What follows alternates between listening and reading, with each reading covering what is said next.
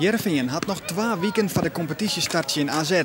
Zijn agent wil Marco van Basten dan ik graag zien hoe fier zijn ploeg is. Dat kan maar voor een pad, want door blessures van onder oren Arnold Kruijswijk en Mitchell Dijks met Van Basten aanpassingsdwaan. Dus helemaal ideaal is dat niet. Maar goed, er staat nog steeds een goed elftal. En we kunnen wel voor een groot deel kunnen we wel ervan uitgaan dat dit wel een beetje de spelers zijn waar we nu het meeste vertrouwen in hebben. Daar heeft Ramon Zomer net bij. Hij speelt het wat in Gent, maar alleen echt door de blessure van Kruijswijk. Een reserverol dreigend en dat wist hij verleden seizoen nog begonnen als onvierder.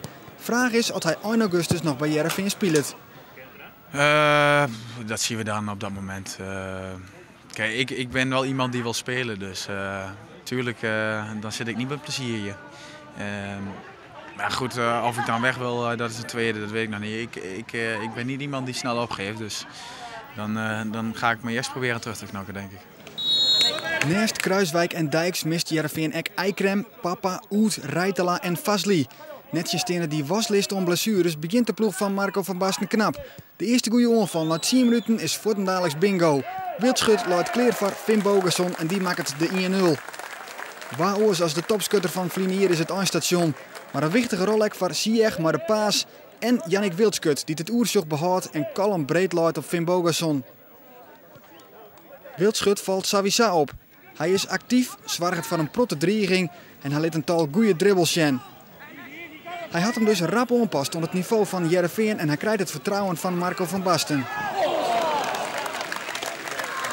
In de gesprekken werd wel aangegeven dat ik wel voor de basis gehaald ben. Maar ja, dat zijn geen garanties. Je moet het zelf laten zien. En ja, ik ben gewoon mijn best gaan doen. En ik merk gewoon dat ik nu, voorlopig sta ik dan in de basisopstelling. En ik moet gewoon zorgen dat ik daarin blijf. Want dat wil ik. Ik heb afgelopen jaar genoeg op de bank gezeten om te weten dat ik het liefst gewoon op het veld sta.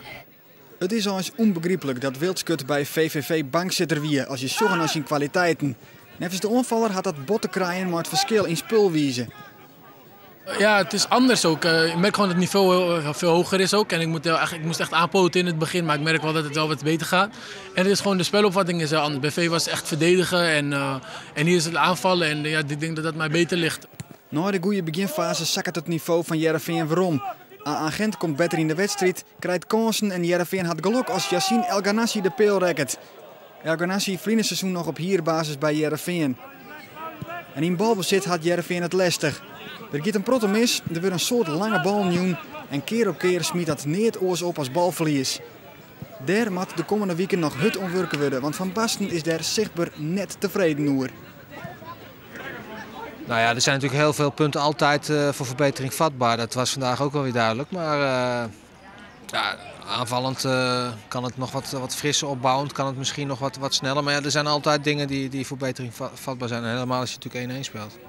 Want in de tweede helft incasseert Heerenveen de leaguemaker. Vrij trap El Ghanassi, Noordveld zit er bepaald net goed bij en zak komt Gent op 1-1. En wat verder opvalt is het volle spul van de Belgen. Benamen Hakim Ziyech, architect van een protte aanval bij Heerenveen, moet het een paar keer flink ontjilden.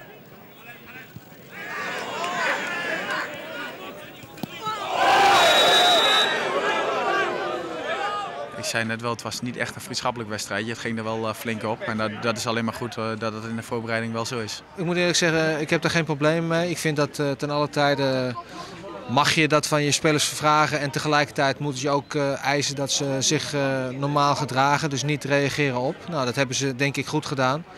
En wat dat betreft was het een goede wedstrijd. Heerenveen krijgt in de tweede helft nog kansen om te winnen. De beste is voor Finn Bogason, maar hij faalt. 1-9 van Gent-keeper Pat. En ook in tweede instantie krijgt hij de bal net tussen de pijlen. Zo blijft Heerenveen teleurstellend op een 1-1 league spulstekkend in Gent en had Marco van Basten nog 2 weken om zijn ploeg bij te sturen.